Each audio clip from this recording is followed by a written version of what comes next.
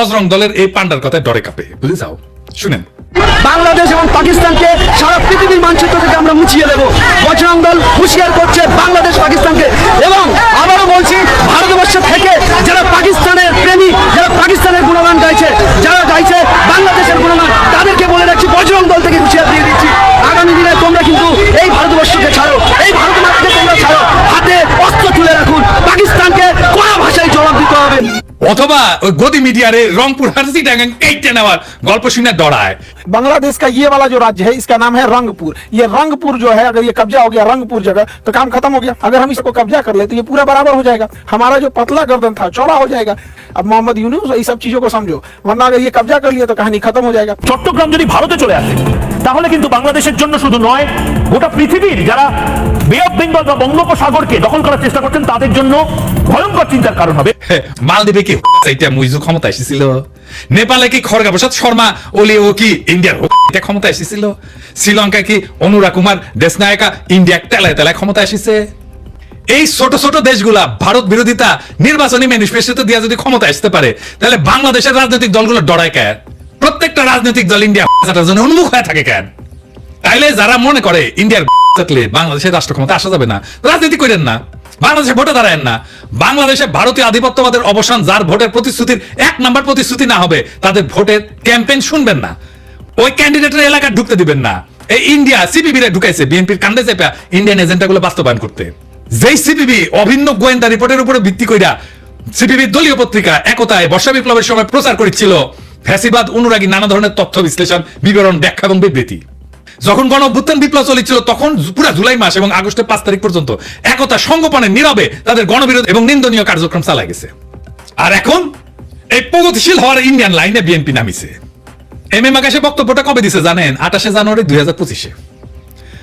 আর সেইটা পইরা মুগ্ধ হইয়া অসল মালদের নিয়া স্বপ্নে বিভোর বিএনপির জীর্ণ বৃদ্ধ নেতারা প্রগতিশীল হওয়ার একটা লাইন পেয়ে গেছে, ঝাঁপায় পড়েছে তাদের দিকে। অতীত ফ্যাসিস্ট হাসিনার শাসনামলে যখন খুনিদের জুলুম নির্যাতনের বিরুদ্ধে লড়াই করাটা ছিল প্রধান কর্তব্য, তখন নিপীড়নকারীদের দোসর এম এম আকাশের ভূমিকা ছিল ঘৃণ্য দালালির।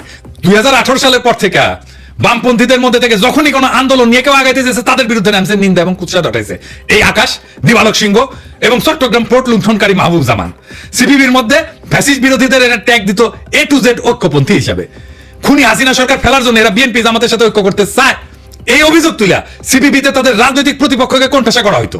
আর এখন এই এম এম আকাশ চাইছে বামপন্থীদের মধ্যে সবচেয়ে প্রো বিএনপি তাত্ত্বিক হিসাবে। এখন কাদের সাথে কৌশলগত জোট করতে হবে, এদের সেই সিগন্যাল দিচ্ছে ইন্ডিয়ালা। সাথে নেমে পড়ছে এজেন্টগুলা। লেখক মুস্তাক আহমেদ নির্যাতিত হয়ে কারাগারে মৃত্যুবরণ করলে এর প্রতিবাদে ঢাকার রাস্তায় আন্দোলনের নামে ছাত্র ইউনিয়ন, তখন গ্রেপ্তার হওয়া 6 ছাত্র নেতাকে বিপদগামী বলে ঘোষণা দেয় সিপিবি এম এম আকাশ। সংগ্রামরতদের ধরে শারীরিক নির্যাতন করে জেলে পুরতে পুলিশকে উৎসাহ দিয়েছিল এই দলটির আওয়ামী লীগ পন্থী নেতারা। কতটা নিষ্ঠুর নির্মম বাটপার হইলে নিজ দলের নেতাকর্মীদের বিরুদ্ধে রাষ্ট্রশক্তিদেরকে লেলাই দিতে পারে।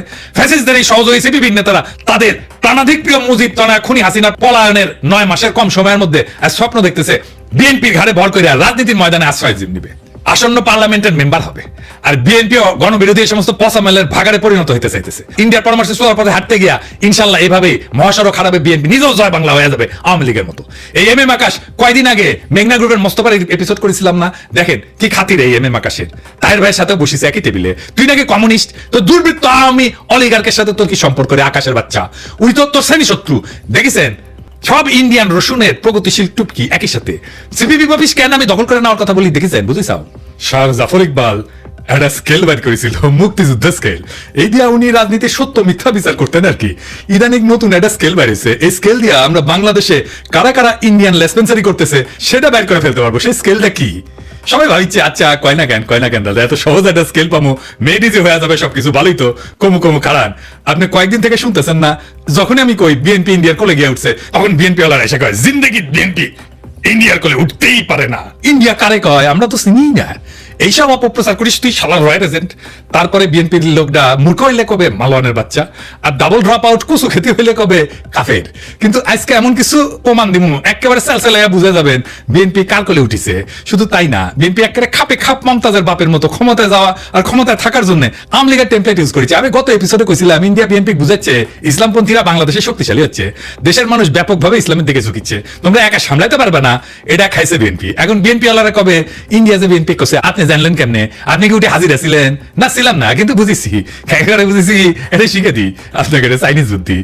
আপনি যদি কারো ফেটে দেন না, তাহলে দেখবেন ও বাইরে জায়গায় জায়গায় হাঁটিচ্ছে। তার মানে আপনি যদি কারো জায়গায় হাঁটতে দেখেন, তাহলে বুঝবেন ওই মারা গেছে, বুঝছাও?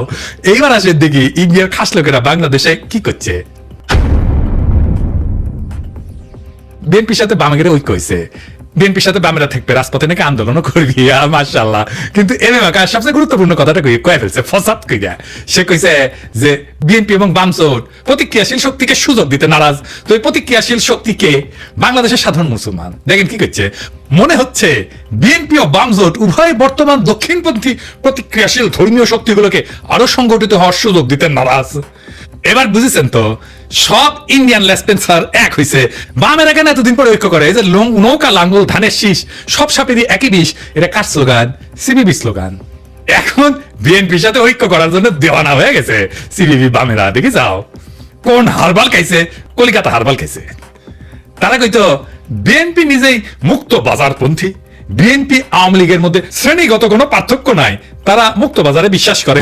করে তারা বলতো আওয়ামী লীগ বিএনপির বাইরে, জোট মহাজোটের বাইরে একটা বিকল্প শক্তি চাই। এখন কেন ঐক্য চায় বিএনপির সাথে? তারা হরতাল দেখেছিল, মানে সিবিবি, সেটা বিএনপি হ্যাংলার মতো সাপোর্ট দিছিল, প্রায় দেয়। সাপোর্ট দিলে তো ভালোই, আমাকে একজন যদি সাপোর্ট দেয় তাহলে তো ভালোই। কিন্তু সিবিবি কয় আমরা কি বিএনপি সাপোর্ট চাইছি? চাই নাই তো। রামপালে কয়লা ভিত্তিক বিদ্যুৎ কেন্দ্র নিয়ে একটা আন্দোলন করেছিল বামেরা, আমি তখন সিবিবি। তো সেই রামপাল পর্যন্ত লং মার্চে গেছি, সেই লং মার্চে বিএনপি নেতা কর্মীরাও ছিল, চান্দাও দিছে, আমি নিজে চান্দা তুলিছি বিএনপির অনেক লোকের কাছ থেকে। তো আওয়ামী লীগ থেকে কইছে বামেরা বিএনপির সাথে ঐক্য করিচ্ছে, তো সাথে সাথে লাভ দিয়া কয়া উঠছে আনু মোহাম্মদ, বিএনপির সাথে ঐক্যের প্রশ্নই ওঠে না। দেখে যাও এখন কেন বিএনপির সাথে ঐক্য হয়? এই এম এম আকাশকে সে শেখ হাসিনার আমলে লিখেছিল সমকালে, এর জন্য কলে আমি সিবিবি থেকে বহিষ্কার হই। আমার কোনো রাগ নাই, মানে আমি কইছিলাম ওরে বহিষ্কার করতে হবে, তা উল্টে আমি বহিষ্কার হয়ে যাই। সে লিখেছিল তবে ঘটনা যাই ঘটুক, প্রগতিশীল মুক্তিযুদ্ধের পক্ষের শক্তির ক্ষেত্রে যা করণীয় সেটা হচ্ছে 1971 সালের পরাজিত প্রতিক্রিয়াশীল সন্ত্রাসী শক্তিকে যদি আওয়ামী লীগ রাষ্ট্রীয় বল প্রয়োগ করে দুর্বল এবং নিঃশেষিত করতে পারে, তাতে বাগড়া না দেওয়া। বুঝেছাও এই প্রতিক্রিয়াশীল শক্তিকে, ধর্মীয় শক্তিকে, এটা বুঝেছাও? তো কইছে, তাই না? এই সেই ইসলাম বিদ্বেষী আকাশ যে বাংলাদেশে মাদ্রাসা ছাত্র আর ইসলামপন্থীদের রাষ্ট্রীয় শক্তি মানে ডিবি, র্যাব, ডিজিএফআই এগুলো দিয়ে নির্মূল করতে চাইছিল, এদের জন্য আয়না ঘর হয়েছে। তার সাথে বিএনপি ঐক্য করে কার পিড়িতে? যে ইন্ডিয়া বলে আওয়ামী লীগে যদি না থাকে বাংলাদেশে আমাদের কোনো বন্ধুই নাই। সে ইন্ডিয়ার বন্ধু হইলো কেমনে? হ্যাঁ, ওরাই কইছে যে দলের সাথে ভারতের সম্পর্ক ঐতিহাসিক, মানে আওয়ামী লীগের সাথে। আওয়ামী লীগ নিজের ওয়েবসাইটে ট্যাগে রেখেছে, দেখিছে আমাদের সাথে আওয়ামী লীগের সম্পর্ক ঐতিহাসিক। এখন বিএনপি দাবি করলো যে তারা ভারতের সাথে সমমর্যাদার বন্ধুত্ব চায়, আমরা কেন বাকি থাকবো? তো গয়েশ্বর দাদা কইলো বিএনপিও ভারতের সাথে বন্ধুত্ব চায়।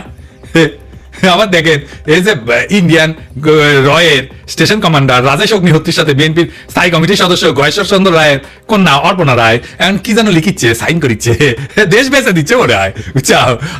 রয়ের লোকের সাথে গয়েশ্বর রায়ের পরিবারের বিএনপি গত ডিসেম্বরে কইছিল বাংলাদেশ নয় ভারতের বন্ধুত্ব হাসিনার সঙ্গে। তো এখন কি এলো? এখন জামাত দেখলো যে ট্রেন তো মিস হয়ে গেল, যাইতেছে। তো সেও গেল সখী ধরো ধরো ধরো ধরো, আমি কি তোমার পর? কইল বন্ধুত্ব চাই, সহযোগিতা চাই, ভারতের প্রতি জামাতের বার্তা। ইন্ডিয়া কিছু হইলেই জামাতিরে পুন্দায়, তাও হ্যাংলার মতো। ইন্ডিয়ার প্রেম ছাড়া ওদের চলে না। ওই যে গান আছে না, হয়তো কিছুই নাই পাবো তবুও তোমায় আমি দূর হতে ভালোবেসে যাবো। ওই দূর হতে ভালোবেসে যাবে জামাত ইন্ডিয়াকে, বুঝছাও? কিছু পাবে না। তারপরে এসে এখন প্রফেসর ইউনূসকে মোদি কইতেছে বাংলাদেশে কোনো নির্দিষ্ট দলকে সমর্থন করে না ভারত। এই যে ভারতের ফেও ধরা, বন্ধুত্বের ফেও ধরা, দেওয়ানা হয়ে যাওয়া ইন্ডিয়ার বন্ধুত্বের জন্য, এটা কেন? ইন্ডিয়া বাংলাদেশে এমন একটা ধারণা তৈরি করেছে যে ইন্ডিয়া ছাড়া বাংলাদেশে কেউ রাজনীতি করবে পারবে না। ইন্ডিয়ার সাথে গুড টার্মসে না থাকলে বাংলাদেশে ক্ষমতা আসা যাবে না। ইন্ডিয়া আর্মি ঢুকে দেবে বাংলাদেশে, ইন্ডিয়ার নামে কাপড় নষ্ট করে ফেলে। এরা মনে হয় যে এই জন্যে। এইবার আসেন সন্তোষ শর্মা প্রসঙ্গ। সন্তোষ শর্মা পার রয়্যাল এজেন্ট, এর প্রথম মিটিং এ আনছে বিএনপি। দেখেন রহমানের উপস্থিত আছে। এখন কবেন তারেক রহমান লন্ডনে থাকেন, চিনেন না? একবার না একাধিকবার সন্তোষ শর্মাকে তারেক রহমান মিটিং এ ছিল। এই দেখেন, আবার দেখেন কালবেলার প্রকাশক এখন কে জানেন? কালবেলার প্রকাশক এখন বিএনপি। নুরুদ্দিন অপু তারেক রহমানের সাবেক এপিএস, এই কালবেলার প্রকাশক এখন সে। সন্তোষ শর্মা বিএনপির কর্মচারী, এখন রয়্যাল এজেন্ট হয় বিএনপির কর্মচারী। বিএনপি যদি এরপরে বলে ভারতের সাথে আমাদের সম্পর্ক নাই, তাহলে হবে উল্টা বিএনপি মূর্খসোধার সাপোর্টার গুলো বলে আমি নাকি রয়্যাল এজেন্ট। সন্তোষ শর্মা না, এই বিএনপি ক্ষমতায় আসলে আওয়ামী লীগের মতো আলেম পেটাবে। হারুন ইজাহার রেডি হন, আবারও আপনার ধরবে। এম এম আকাশ কইছে না, বিএনপি এবং বামজোট উভয় বর্তমান দক্ষিণপন্থী প্রতিক্রিয়াশীল ধর্মীয় শক্তিগুলোকে আরো সংগঠিত হওয়ার সুযোগ দিতে নারাজ। এই বিএনপি কি জিয়ার বিএনপি? এই বিএনপি কি খালেদা জিয়ার বিএনপি? এই বিএনপি কি আপনারা ক্ষমতায় দেখতে চান? আপনাদের কাছে প্রশ্ন রেখে গেলাম। আমি যখন টের পাইছি বিএনপি ইন্ডিয়ার কোলে যায় উঠিছে, তখন থেকে আমি প্রতিবাদ করে গেছি। আর বিএনপির নেতাকর্মীরা কয়ে গেছে বিএনপির পণ দেখেন আমি আঙুল দিতেছি। দেশের স্থিতিশীলতা চাই না, আমি মবস্টার, দেশকে অশান্ত রাখতে চাই, যেন ইন্ডিয়ার সুবিধা হয়। এটার বেকুবি বলবেন না শয়তানি বলবেন।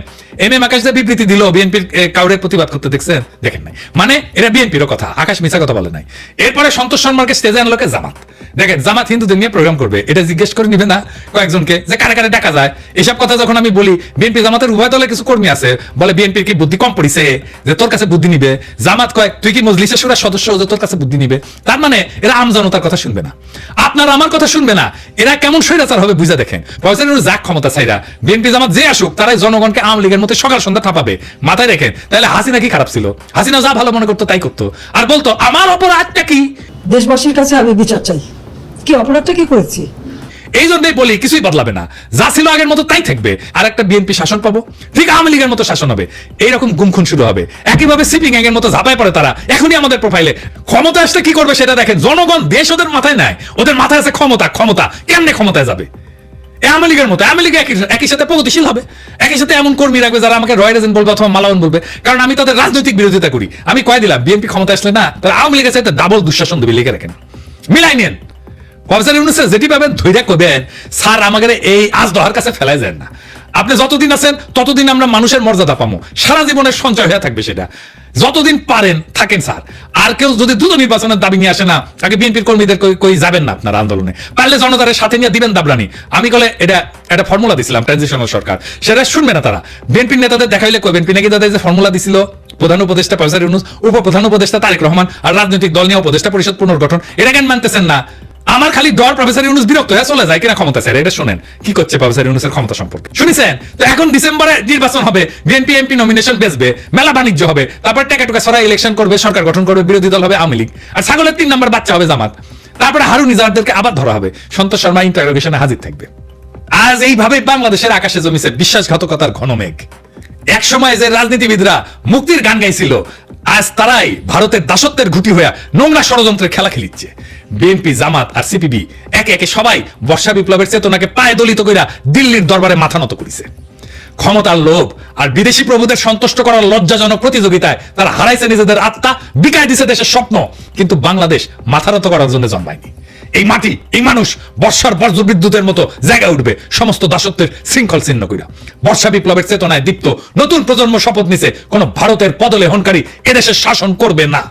কোন ভণ্ড স্লোগান আর মেকি প্রগতিশীলতা আমাদের ঢুকতে পারবে না। আমরা